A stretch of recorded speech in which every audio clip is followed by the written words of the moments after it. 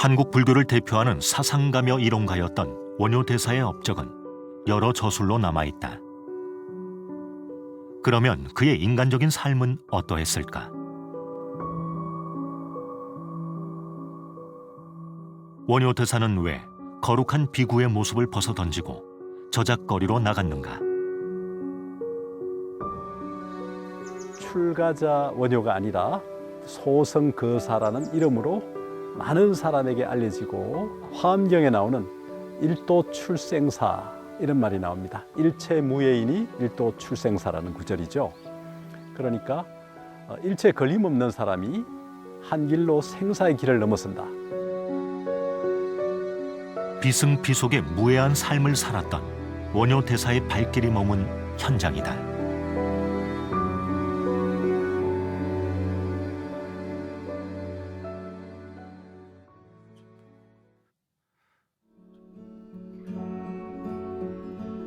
신라 진평왕 때인 617년, 원효대사는 이곳 경산시 자인면에서 태어났다.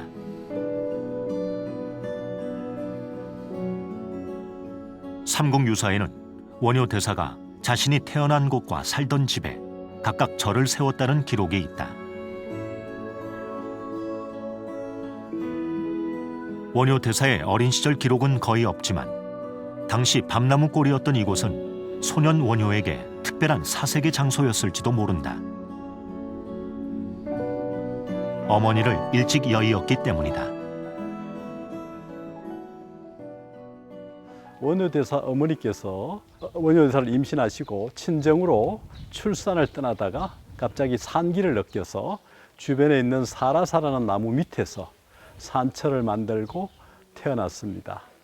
그래서 원효대사는 나중에 자신이 태어난 이 사라수 아래에 사라사라는 절을 세우게 됩니다. 그리고 자신이 살았던 집을 초계사라는 절로 만들게 됩니다. 이 지역 일대, 자인원 일대에 아마 사라사와 초계사가 있었던 것으로 추정되는데 그 초계사보다는 그 태어난 사라사가 아마 이곳 제석사 인근에 있지 않았나 하는 생각이 듭니다.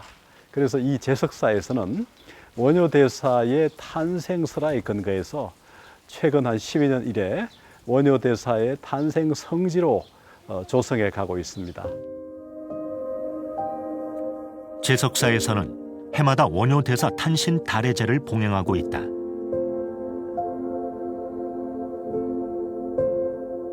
일찍이 인생 무상을 절감했던 소년 원효는 장성한 뒤 또 한 번 깊은 무상을 경험하게 된다.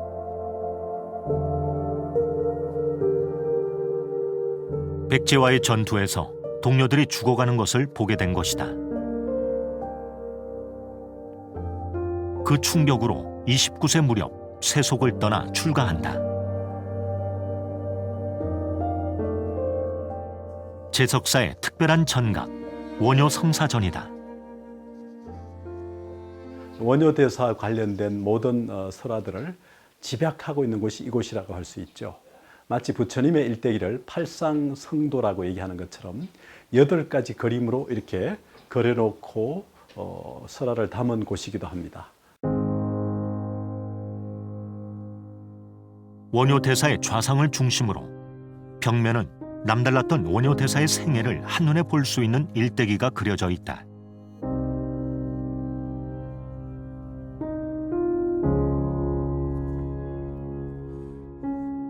탄생부터 특별했던 깨달음의 순간은 물론이요,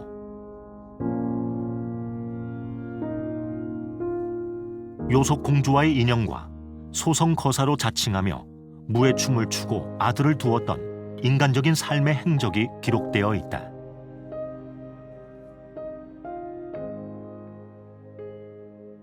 원효 성사전의 이 모습은 원효대사의 전 생애를 집약적으로 모아놓고 있다는 의미에서, 그리고 분황사의 소조선과 달리 바로 이곳에는 원효대사의 좌상을 이렇게 모셔놓고 있는 그런 원효 성사전이라는 의미에서 원효대사의 성역화, 또 원효대사의 탄생제라는 의미가 본격화된 곳이라고 볼 수 있는 곳입니다.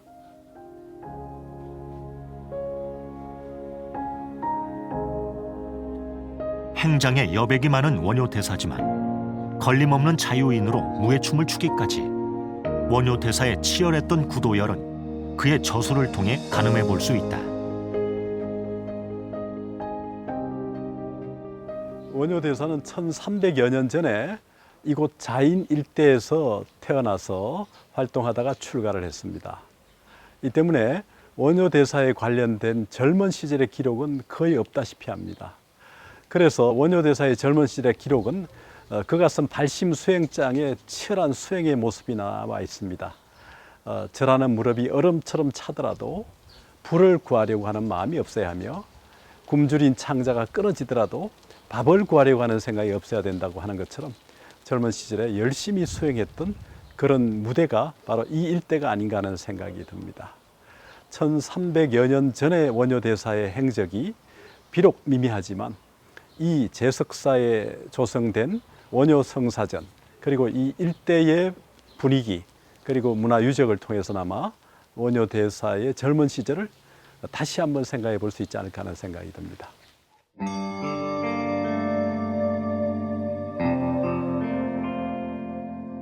우직하고 치열했던 원효 대사는 파괴승이 되어 다시 경산으로 돌아온다. 요속 공주와 설총이 머물렀던 발룡사다.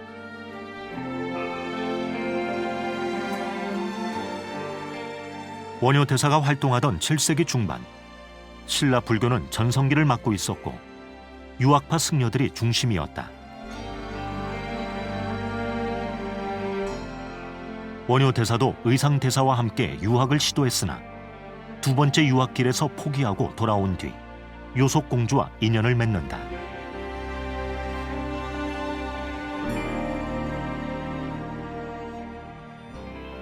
요속 공주는 신라 태종 무열왕의 따님이셨죠. 원래 김허문이라고 하는 화랑에게 시집을 갔지만 일찍이 전사해서 요석궁의 과부 공주로 살고 있었죠. 그러다가 원효 대사와 인연을 맺고 설총을 낳았습니다. 설총은 해동 유학, 그러니까 우리나라 유학의 비조이기도 합니다. 그 설총이 이곳에 어릴 때 어머니 요석 공주에 안겨서 이곳에 와서 머물렀다고 알려져 있는 그런 절입니다. 이 발룡사는 태종 무열왕이 딸인 요석 공주와 손자인 설총을 만나러 오기도 했다는 그런 유서 깊은 절입니다. 여기서 말하는 발룡이라는 것도 바로 용, 달리 말하면 왕이 기반을 다진 곳이라는 것이고 동시에 신라의 기반을 다진 곳이라는 의미도 있습니다. 이런 발룡이라는 곳이 전국에 세 곳이 있죠. 평양에도 있고 또 고구려 지역에도 있고 또 여기 신라 여기도 있습니다. 원효 대사가 원래 압덕국 출신이었죠. 압덕국이라고 하는 곳이 바로 여기 경산입니다. 경산의 암양이라는 지점이 바로 원효 대사가 자랐던 이 자인 일대라고 추정이 되고 있습니다.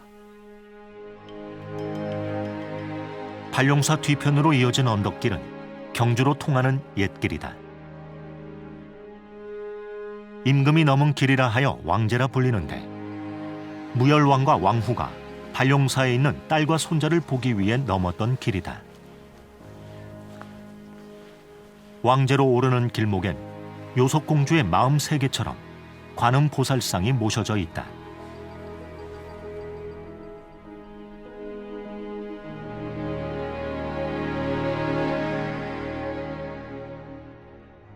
요속공주와 인연을 맺고 아들 설총을 낳았지만 원효 대사는 발룡사에만 머물지 않았다.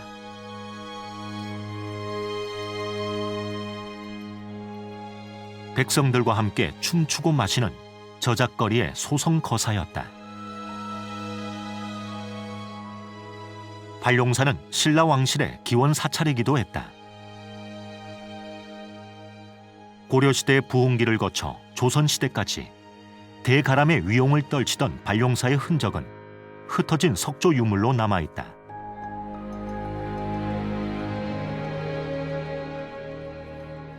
임진왜란으로 소실되기 전까지 창대했던 발룡사의 기억이다. 원효대사와 요석공주의 인연은 잘 알다시피 삼국유사에 따르면 어느 봄날 춘희가 동에서 그러니까 봄바람이 불어서 원효대사가 갑자기 저자글에 나타나서 수허몰가부 아작지천주 누가 자루 없는 도끼를 내게 주겠는가? 내가 하늘 떠받친 기둥을 깎으리 또는 하늘 떠받칠 기둥을 깎으리 이렇게 두 가지 해석이 가능합니다만은 자루 없는 도끼 이것은 시경 빈풍편에 나오는 벌가라는 시에 나오는 시를 패러디한 겁니다. 자루 없는 도끼라고 하는 것은 과부 공주를 말하죠. 그리고 하늘 떠받친 기둥 또는 하늘 떠받칠 기둥은 훌륭한 후손을 상징한다고 흔히 해석합니다. 그렇게 태어난 설총이 바로 이곳에 여석공주 어머니에게 안겨서 이 절에 와서 머무르면서 원효대사를 만나겠다는 곳입니다. 원효대사는 분황사에서 절필 이후에 대중들과 만나게 됩니다. 달리 말하면 사회적 깨달음이라고 할 수 있는 것처럼 서랍을 저자글에 들어가서 나무아미타불을 부르면서 많은 대중들을 만나게 됩니다.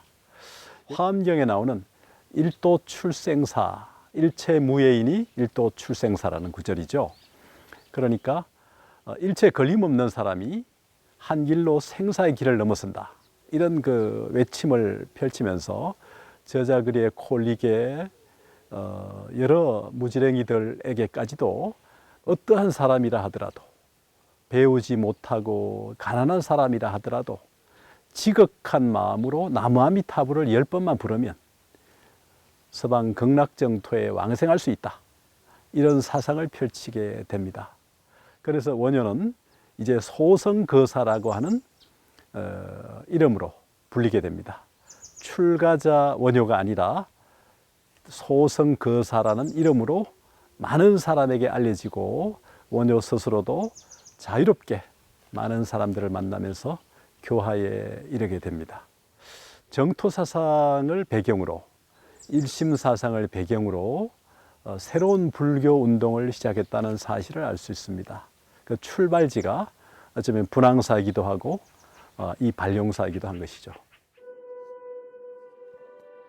저작거리로 나온 원효대사의 불교는 쉽고 즐거웠다.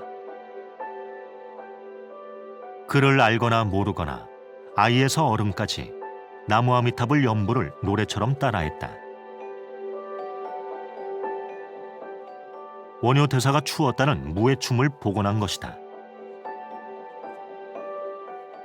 표주박을 두드리며 화엄경의 이치를 노래하기도 하고 글 모르는 백성들을 위해 나무아미타불 연부를 퍼뜨리기도 했다.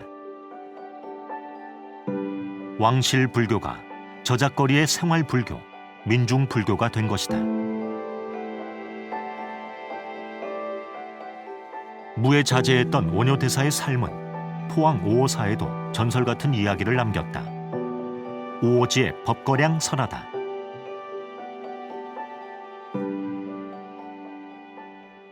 이 오지는 경상북도 포항에 있는 오호사 앞에 있는 연못입니다.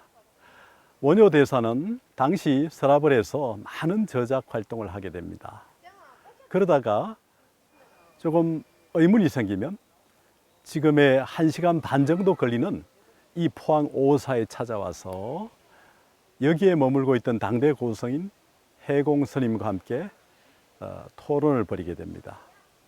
그리고 난 다음에 저수를 보강하고 했던 것으로 알려져 있습니다. 그런데 하루는 두 스님이 서로 법거량, 법력 다투기를 하게 되는 거죠. 그때 두 스님은 마침 뛰어노는 물고기를 먹고 바지를 내리고 변을 보았습니다. 해공대사는 물고기를 누고 원효대사는 똥을 누었다고 전해집니다.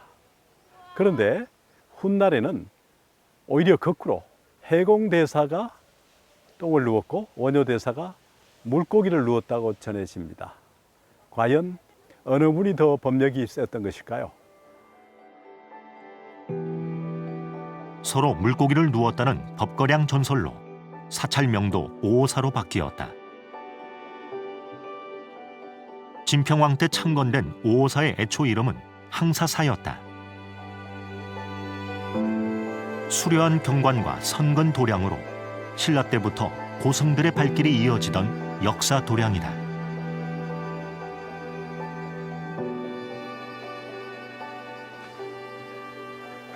우리나라에는 참 많은 절들이 있습니다. 그 중에 제가 제일 좋아하는 절 중에 하나가 바로 이 오사입니다.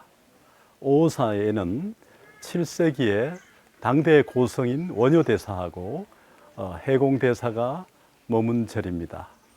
이 절에는 오지라고 하는 연못이 있고 오지에서 이루어진 법거량, 두 스님의 법거량 얘기는 널리 알려져 있습니다.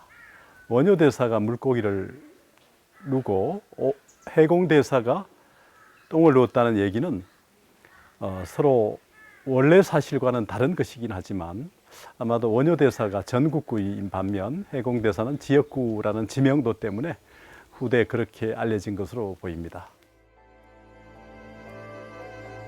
낮은 곳으로 흐르고 모이는 물처럼 저작거리를 좋아했던 두 고승의 법거량 이야기는 당시의 권위불교, 지식불교를 꼬집기 위한 누군가의 해악인지도 모를 일이다.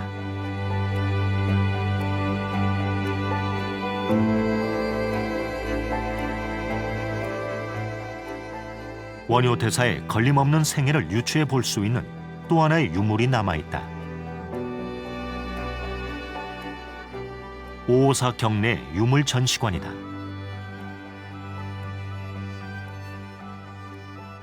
오오사가 원효대사의 인연 도량임을 증명하듯 진영이 모셔져 있다.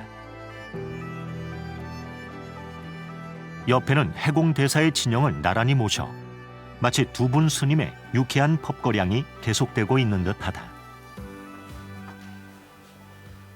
원효대사를 둘러싸고 주변에 많은 선후배 스님들이 있었습니다. 그 중에서도 특히 해공대사와 원효대사의 관계는 막역한 사이였던 것으로 보입니다. 원효대사가 저술을 할 때마다 좀 막히거나 궁금한 점이 있으면 늘 이 해공대사를 찾아서 서로 묻고 토론하면서 저술의 완성도를 높인 것으로 알려져 있습니다. 해공스님 자신도 기록에 보면 진나보살의 후신이라는 원효대사와 마찬가지로 성조대사의 후신이라는 의미까지를 갖는 그런 분입니다. 그래서 두 분의 사이가 이렇게 막역하다는 것은 우리 불교의 성취, 7세기 중엽에 신라불교의 성취가 얼마나 대단했는가를 알 수 있습니다. 두 영정을 이곳에 이렇게 모셔두니까 오사의 의미가 더 드러나고 두 스님의 법거량의 의미까지도 천진난만한 진리를 향한 그 법거량의 의미가 더 돋보인다고 생각합니다.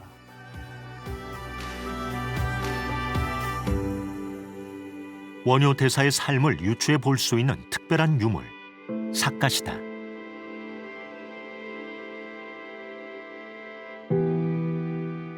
원효대사가 왕성하게 활동하던 7세기 중반, 신라는 전쟁의 연속이었다. 불안한 백성들 속으로 걸어 들어갔던 보살의 유물이다. 원효대사의 이 삿갓은 대개 고성들이 남기고 있는 육한장이나 지팡이나 바루나 여러 가지 유물이 있음에도 불구하고 바로 이 삿갓을 남기고 있다는 것은 원효대사 자신이 대중교화를 위해서 중생 속으로 들어가서 이 삿갓을 쓰고 그들에게 나무아미타불이라고 하는 가르침을 널리 펼쳤다는 사실을 보여주는 증거라고 생각합니다.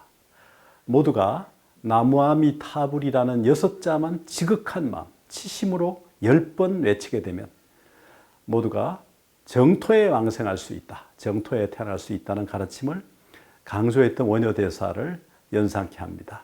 그러니까 원효대사의 사상인 일심사상이 어떻게 정토와 만날 수 있는가를 보여주는 하나의 중요한 점검원이 아닐까 하는 생각이 듭니다.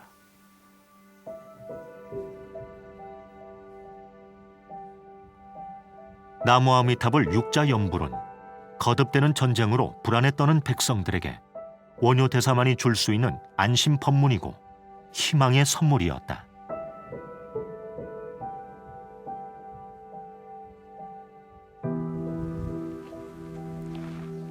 되게 훌륭한 분들의 전기를 쓰는 방식에 따르면 그 스승이나 아버지가 잘 드러나 있지 않습니다. 원효대사의 경우도 마찬가지인데요. 고성절에 보게 되면 무사자오, 즉 스승이 없이 스스로 깨달았다. 또는 학부종사, 배움에 있어서 일정한 스승을 따르지 않았다. 이런 표현들이 보입니다. 그럼에도 불구하고 원효대사를 둘러싼 몇 명의 고성들이 보입니다. 이곳 오사에 오랫동안 머물렀던 해공대사, 그리고 또 당대의 또 고성이었던 해숙스님, 그리고 대안스님, 또 고구려에서 망명 왔던 보덕대사, 이런 분들이 원효대사의 서성에 준하는 분들입니다. 이런 고성들이 있었기에 오늘날의 원효라고 하는 위대한 철학자이자 사상가가 탄생할 수 있었던 것이 아닌가 하는 생각이 듭니다. 이것이 바로 우리나라 불교, 한국 불교의 위대한 성취의 배경이기도 했다고 생각합니다.